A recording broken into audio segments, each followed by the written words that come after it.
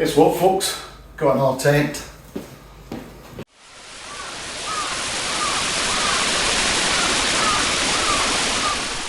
So I didn't buy this one. This was actually kindly sent to me by Dave, Felman Dave, David Eardley. You know his YouTube channel possibly. But he is the proud owner of a Tarptent Arcdome, which is a tent I've been quite intrigued to get a good look at. I've just unpacked it here just now, so we seem to have the main fly sheet in TNT fabric. I think that's a footprint in silk nylon. Carbon poles, which I know there has been some issues with the inserts in them, not unlike Durston equivalent. I think whoever supplies carbon poles, this seems to be a recurring problem. Nail type pegs, I don't know what they call them. Pretty chunky, pretty long. And I think that is a mesh inner. And then what I'm more interested in is the normal 4-season solid inner. And what else have we got? Just with some repair bits and pieces, skylines, connectors, elastics, etc. Started by laying out the footprint and just looking at the sheer size of it. This thing is big. That reminds me of the Geomid or something like that in terms of the floor space. Some form of tape around here. Oh, I see it. Yeah, the carbon has actually started to split on that one. Yeah, this is what I mean about that. I think I would be happier if it was just DAC poles, to be honest, for all the weight difference. So the actual fly sheet feels remarkably light, actually. Not quite DCF level, but this is the TNT sailcloth, which is the first time I've actually seen it. So yeah, I heard it was quite rigid and quite crinkly. It does feel, sounds crinkly, but it seems to pack not too badly in this one. Maybe it's because I believe it softens up with more use. Having laid this out, again, my impressions are it's enormous. I remember thinking this when we were on Ben McDewey and David pitched it. I thought, wow, the thing's blooming enormous. And I've also noticed that it does, although it has captive ends for the poles, which I think is a great idea, it just speeds things up. The captive ends seem to be on diagonally opposite corners, which is a bit counterintuitive. I would have had the captive pole ends at one end so you can feed the pole from the same space or from the same point. So the pole sleeves do feel really chunky. It's nice. I don't know if that's X-Pack, kind of similar to what I've got on my, what is it, the QU Storm Star. It kind of feels like a variation on that.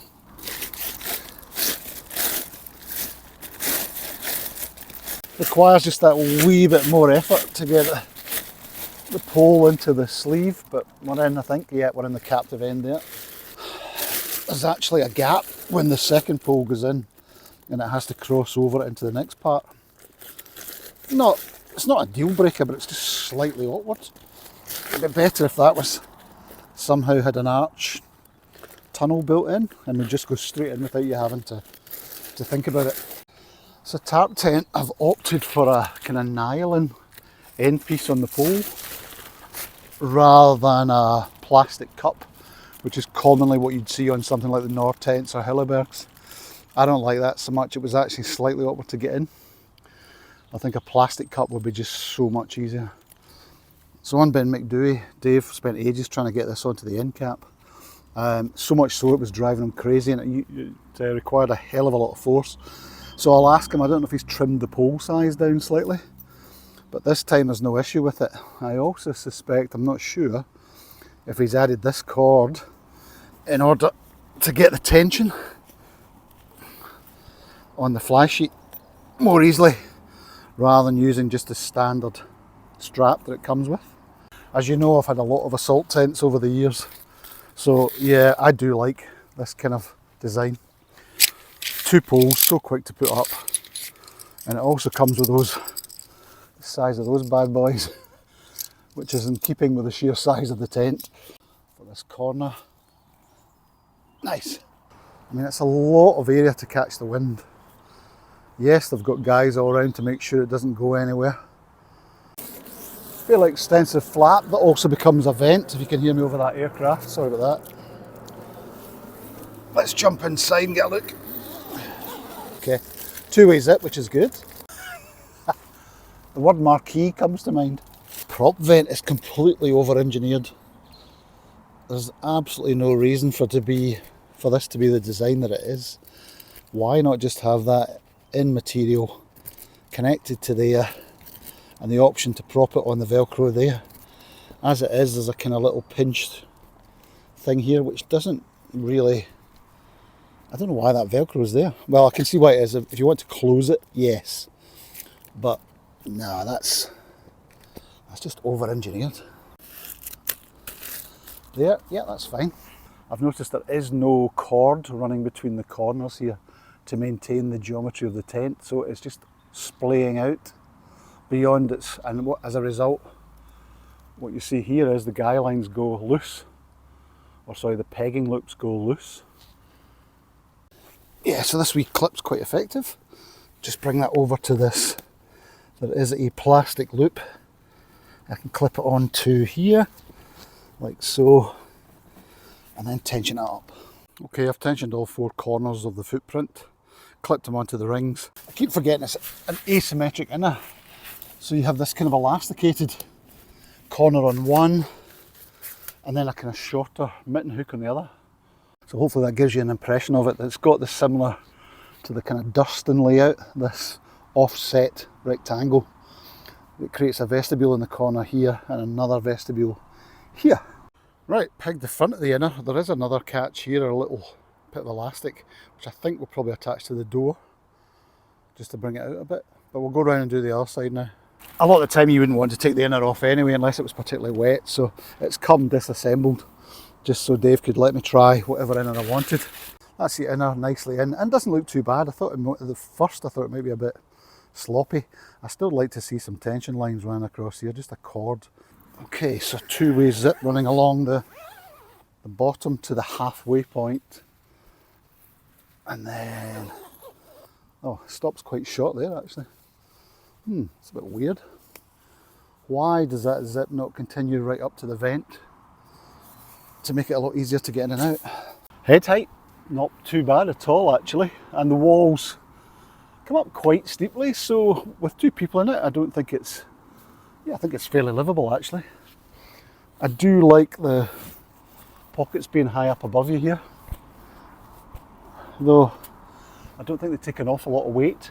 There's also another couple above you here on the roof, which is nice, and a little lantern hook, and the option to put hanging lines. Oh, interesting enough, there's two hooks on opposite ends again, and just two tape loops. I'm not actually quite sure why that is. These vents can't be closed completely, so that mesh remains mesh at the top, but that's similar to my pre-tents. So it would be nice to see Henry Shires using monofilament as a kind of upgrade from just standard bug mesh. Monofilament on here would be stronger as well. So I think, given that it's getting quite dark, I'm going to leave this for the moment. I'll bring you back in the morning when we've got a bit more light.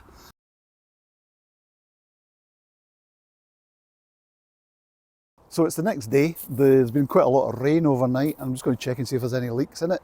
The sailcloth fabric, the TNT stuff, I really like it. Look at that, there's absolutely no sag in it, and it's completely impervious to rain. So there's absolutely no issue with water ingress or hydrostatic head. This stuff is absolutely solid, a lot like DCF. And also took the chance this morning just to put in a couple of mats to show the space inside. One thing I would say I've noticed here is, watch this water. The water just pours off the gutter or the zip and straight onto the inner and inside the vestibule. So it would be nice maybe on a future version of this to see a little rain gutter sewn in, a bit like the MSR tents, because it's very prone to the vestibule getting wet. The other thing I have an issue with at the moment is this doorway is very limited in its size. It would be nice to see the whole door open the full extent of the tent. Pleasantly surprised by just how big this is inside. There's plenty of room here to move them about, so it would definitely take the wider spec mats. Yeah, actually it is 1.27 m. So unlike my QU Stormstar, it's not super drum tight inside. There is a bit of play, and it will billow about a wee bit in the wind, I would imagine. Number 5 zippers on the outside, number 3 zippers on the inside, with little, on this one here, little cord pullers, which I like to see rather than just the normal zip pulls. And definitely no sign of any rain having got through here last night. Overall, unlike a lot of other tarp tents, it's got a really heavy duty construction about it, so it does feel very mountain worthy, which I really like, and I'm impressed with the TNT fabric. The one thing I would say is I need to try packing this up and see how packable it is in a pack, because that seems to be the criticism aimed at this fabric. All the cordage and hardware that's added to it throughout is really nicely done, very heavy duty, kind of fairly high spec stuff. It has equalising metal rings, so you've got 2 tie-outs for each pole, which you really need in a tent this size, because I've said it before, but it is a big beast with a big footprint and presents a lot of big surfaces to the wind, which is why I'd be really excited to see the one-person version. I think it'd be a cracking tent, and I look forward to seeing that when it comes out later this year. These vestibules are actually very good. Because you've got the full length of the tent, you've got quite a lot of room to tuck a pack out the way, and then at its furthest away point here, you could easily, I think you could probably, and in this end as well actually, because of the way the inner's offset, I think you could cook in here relatively safely. The other thing I would say is the fly sheet doesn't quite hit the ground completely, so you will get spin drift coming in. You do have a 6-inch wall on the tray ground sheet, so not so bad. It's a lot of tent for 1.8 kilograms. I'm not sure whether it's possible, but it would be nice to see some no-seam mesh on the outside at the venting area. Not quite sure how you would design it though, the way the door is designed. One other thing I noticed about the limited door opening is that if you got it pegged off here and you had the door tied back, if you tie it to here it's okay. That's fine, you can undo that and then close the tent all right. If you've opened up the whole side of the door to the tie back away over here, it's nigh on impossible to get to because you're limited by your half a door here. So there you have it, my first impressions of the Henry Shires Tarptent Arcdome Ultra 2, I think it's called in total. Very impressed with the internal room. I do think it's very good for 2 people. I really like the TNT fabric so far, I have to say. The only remaining caveat I've got is just how easy it is to pack into a rucksack, and I'll hopefully show you that on a field trip, which I'll do next. But at 1.8 kilos, it's a big tent for the weight. And even though by Henry Shires tarp tent standards, that's still pretty heavy for them, I would say for a mountain tent of this size, that's an excellent weight. That's really good. A lot of tents in the 4-season category, certainly a lot of European manufacturers, would be 1.8 to 2.5, and for probably a lot less space than this has got. So there's a lot to like. There are certain details I don't like. I wish it had the cordage built in at the bottom to make sure the poles don't go out of shape. I really don't like the prop vents. I think they're over-engineered. It seems crazy to me. The door is just a very limited space. It reminds me of an old, it was a Lightwave Sigma series. It had very limited sized doors. And the only other bugbear I've got about just now is water ingress running off the guttering. There is no guttering. So when you open the doors in the rain, water does tend to get in onto the vestibule, if not the front of the door, and run down it. So not a deal breaker, but it's details like that that could probably be designed out on version 2. I think a 1-person version in TNT, smaller panels for the same amount of pole diameter, would make it a cracking mountain tent, and I look forward to that. That would definitely be on my buy list, I think.